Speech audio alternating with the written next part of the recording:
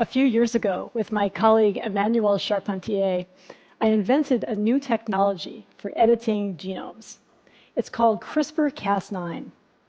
The CRISPR technology allows scientists to make changes to the DNA in cells that could allow us to cure genetic disease. El CRISPR es el acrónimo de unas repeticiones de ADN que tienen los procariotas, es decir, las bacterias y sus primos cercanos que se llaman arqueas, pero prácticamente lo mismo. Son secuencias repetidas de ADN muy curiosas en el sentido de que están regularmente espaciadas. But we have to also consider that the CRISPR technology can be used for things like enhancement.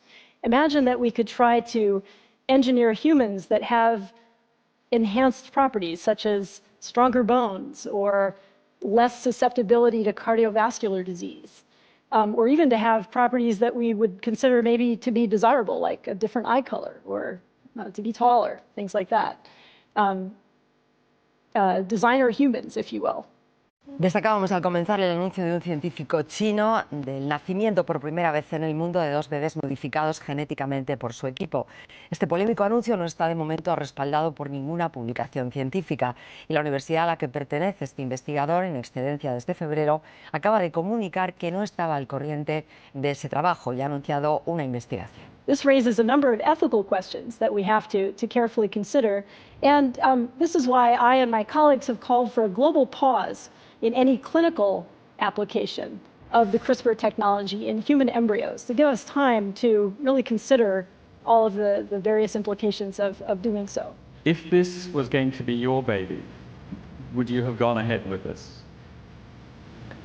Okay, that's good. So if it's my baby may have the same situation, I would try it first. You might be interested to know that the CRISPR technology came about through a basic research project that was aimed at discovering how bacteria fight viral infection.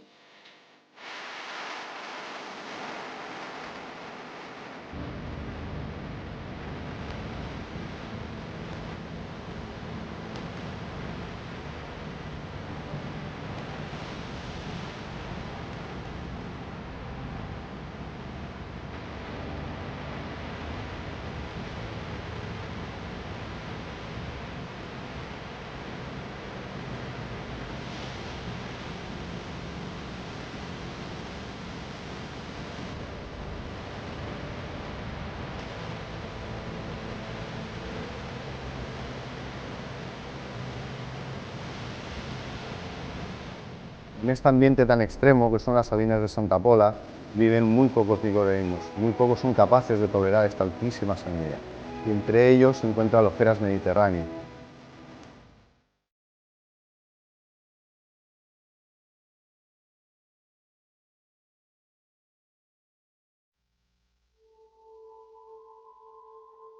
El sistema CRISPR fue por primera vez descubierto, aunque sin ese nombre, en el año 1987 por un grupo de investigación en Osaka, y es que se encontraron unas secuencias separadas por otras secuencias que estaban repetidas. Este descubrimiento fue rehallado por Francis Mojica en el año 2000, que su investigación fue publicada en el año 2003, y es que descubrió que las secuencias que estaban entre estas otras secuencias repetidas pertenecían a ADN de virus que solían infectar las bacterias que tenían esos fragmentos de ADN. Tras muchos años de estudio concluyó que era un sistema inmune de las bacterias. Un gen es una unidad de información de ADN que codifica un producto genético, ya sean proteínas o ARN. Almacena la información genética y permite transmitirlo a la descendencia. Los genes relacionados con el sistema CRISPR se denominan genes Cas y se encuentran junto a regiones CRISPR. Codifican para las proteínas Cas. Existe una clasificación del sistema CRISPR basado en las proteínas que presentan y, por lo tanto, en los genes que presentan. Lo que caracteriza a los sistemas CRISPR que se encuentran clasificados en la clase 2 es que todos estos usan una sola proteína para realizar todo el proceso. El sistema CRISPR involucra a un complejo proteico llamado Cas9. Esta proteína, que actúa con actividad endonucleasa, es decir, que se encarga de cortar fragmentos de ADN, sirve como mecanismo de defensa contra infecciones virales. o infecciones de otro tipo.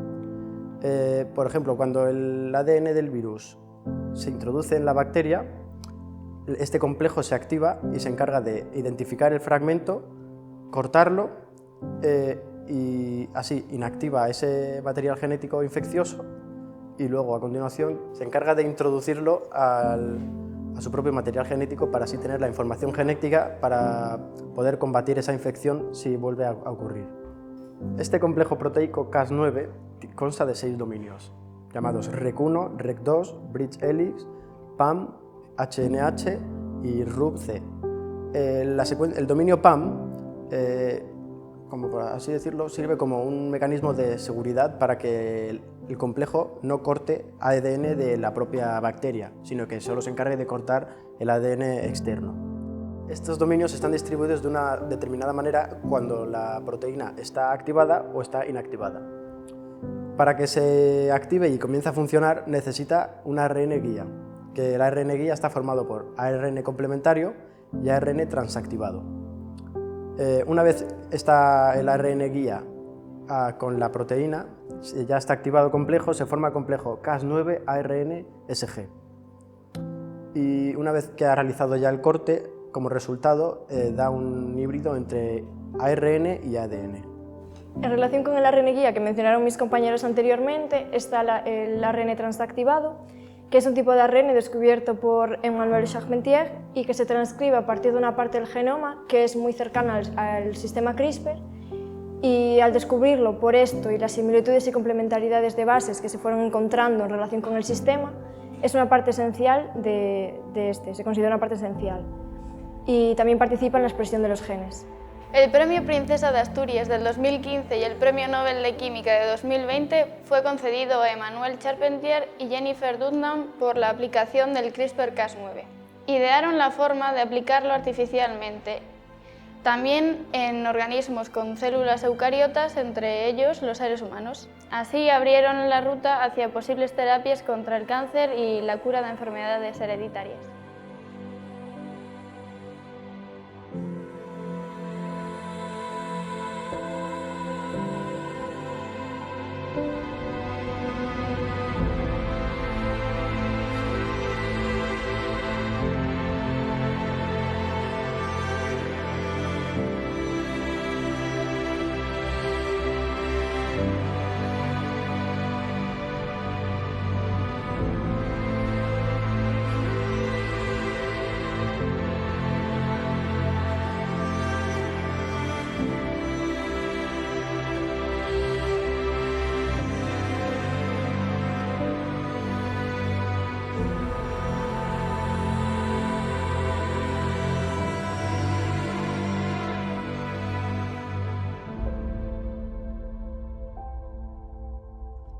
Premio Princesa de Asturias de Investigación Científica y Técnica.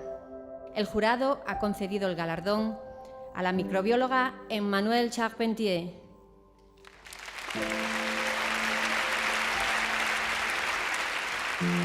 Y a la bioquímica Jennifer Doudna.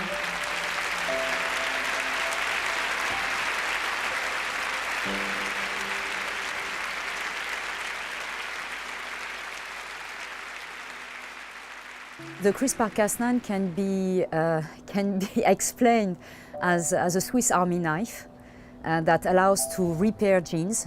My ultimate wish would be that it's really a technology that could be used to treat serious human genetic disorders. And already there is a very nice effect of the technology in basic science, in biology and in biotechnology. So also in the plant biology field, so it's really a transformative technology. Una enfermedad genética es una afección patológica causada por una alteración del genoma.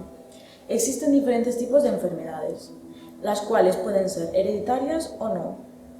Si el gen alterado está en las células germinales, será hereditaria, y si solo afecta a las células somáticas, no será hereditaria.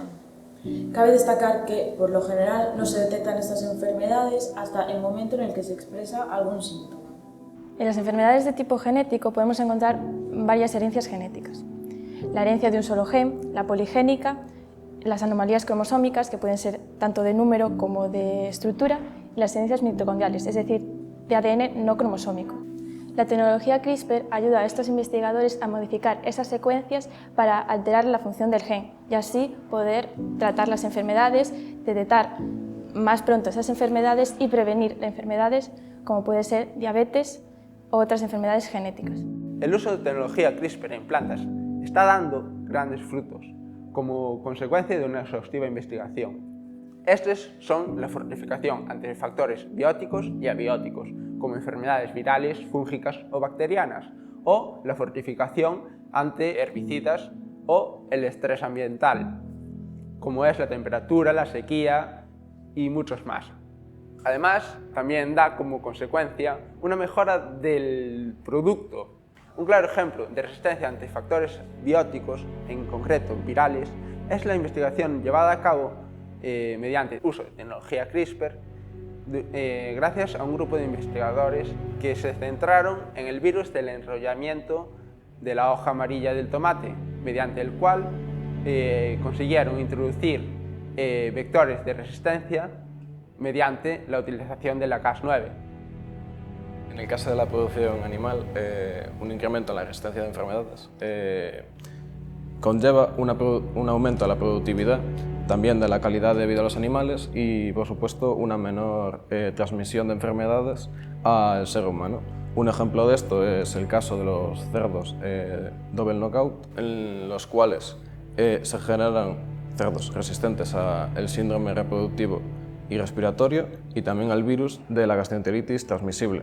Para ello, se inactivaron tanto el gen CD163 y el PAPN para inactivar los receptores proteicos. A continuación, se inocularon los virus en cerdos, tanto wild type como knockout, para ver las consecuencias.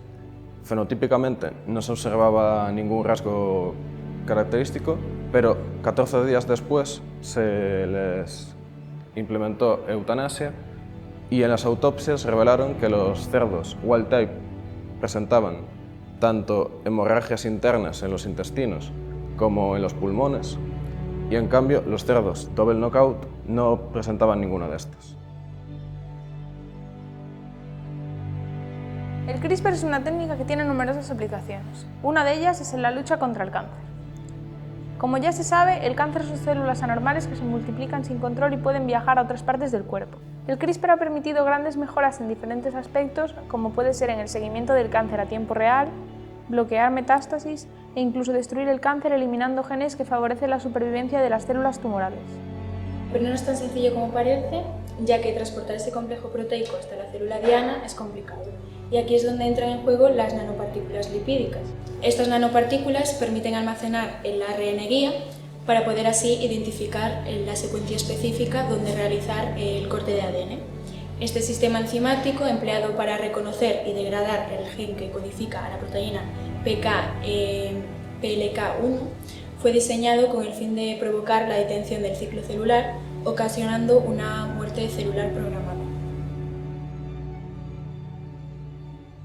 Las enfermedades infecciosas son causadas por microorganismos como virus o bacterias. Estas enfermedades pueden transmitirse directa o indirectamente de un agente causal a un huésped. Algunos ejemplos son el Zika, ébola y SARS-CoV-2. CRISPR podría ayudar a detectarlas y combatirlas. Hay varios sistemas para detectar el SARS-CoV-2 empleando CRISPR, unos basados en la proteína Cas13d, que corta moléculas de ADN de forma específica, como Sherlock y Carmine, y otros basados en la nucleasa Cas12a, como es Detector. También hay otros métodos para atacar al coronavirus como Pacman, también basados en la Cas13d.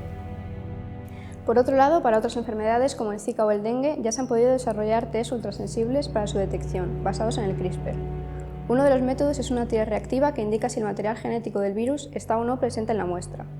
También se utilizaron otros dos métodos basados en la Cas12a. Aunque la aplicación del CRISPR para la cura de este tipo de enfermedades sigue en investigación, hace un par de años en China se intentó curar a un paciente con VIH mediante CRISPR.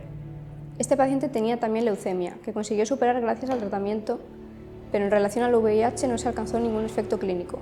Por ahora aún se necesita mejorar el rendimiento del método, pero los investigadores siguen trabajando en ello.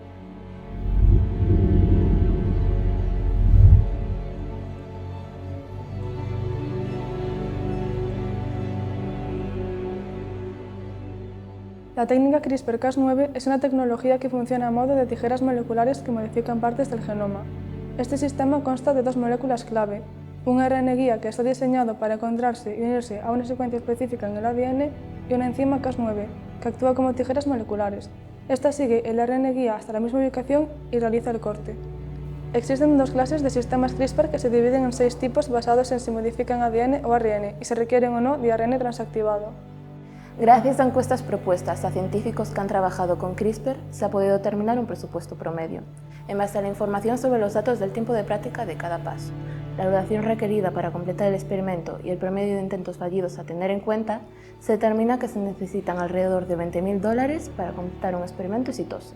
En el mercado se pueden encontrar kits de edición genética como herramienta educativa destinado a proporcionar una demostración práctica de las capacidades del CRISPR. Entre sus componentes se encuentra un complejo CRISPR-Cas, una molécula de ADN objetivo y una molécula de ADN sintético. El protocolo se divide en 6 pasos: decidir qué gen modificar, decidir qué proteína endonucleasa usar, diseñar el ARN guía para apuntar al gen de interés, ensamblar el vector de expresión ARN guía en su navegador, reunir el plásmido en el banco, para lo que se requieren vectores de expresión, ARN guía diseñado, enzimas de restricción, varios reactivos y células para diseñar, y por último, diseñar las células. En cuanto a las técnicas de visualización, utilizando la proteína Cas9 catalíticamente inactivada fusionada a un marcador fluorescente, los investigadores han convertido esta proteína en un etiquetador de ADN personalizable, compatible con microscopía de fluorescencia en células vivas. Alternativamente, los ARN guías se pueden fusionar con aptámeros de ARN que interactúan con proteínas que reclutan proteínas de unión a ARN específicas marcadas con proteínas fluorescentes para visualizar loci genómicos dirigidos.